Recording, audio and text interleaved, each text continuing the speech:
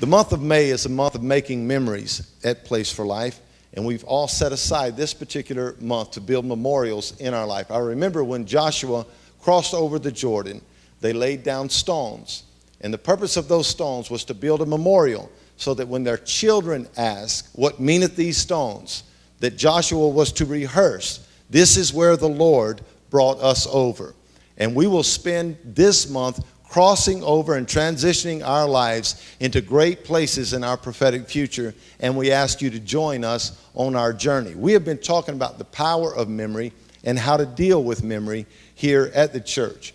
Today I'm going to give you 5 principles concerning your memory. Number 1 is this: false memory will always lead to a life that is dictated by what others desire for our lives without our permission. Let me read that one again. False memory will always lead to a life that is dictated by what others desire for our lives without our permission. We learned that in church, that there is a thing called false memories. False memories is a confused ability to differentiate between your imagination and your reality.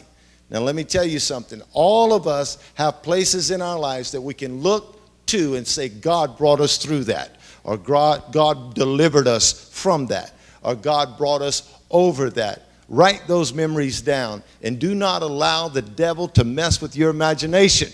Your imagination is powerful because it not only replays your past, but it pre-plays your future.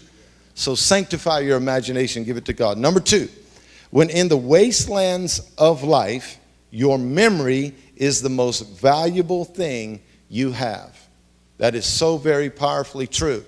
When in the wastelands of life, your memory is the most powerful thing you have. So exercise those good memories, because when you recall what was done, it will always reveal what will be. Then number 3, recalling yesterday's deliverance will always produce faith for your current situation and hope for your tomorrow. Recalling yesterday's deliverance will always produce faith for your current situation and hope for tomorrow. Never forget what the prophet Jeremiah said.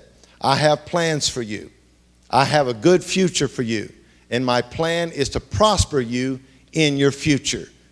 That's the word of the Lord for you tonight. Then number 4, do not allow the mishaps and mistakes of yesterday to impede your progress in life today. God has the ability to clear your history.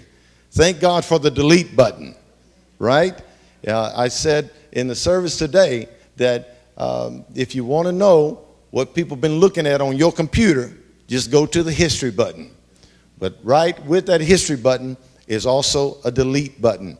And God has a way of dropping down into the dirt of your life and wiping away every bad memory that has happened in your past. Then number 5, allow your time with God to be more valuable than bad memories. Allow your time with God to be more valuable than bad memories. And that would be a reference to Mark chapter 14, when the lady with the alabaster box came in and she broke it open and she worshiped Jesus Christ. Your worship is powerful.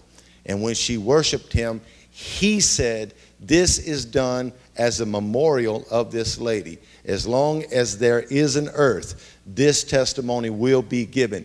I love what Pastor Dustin said about that, because he said it's not what she said, but it's what she did that left the memorial.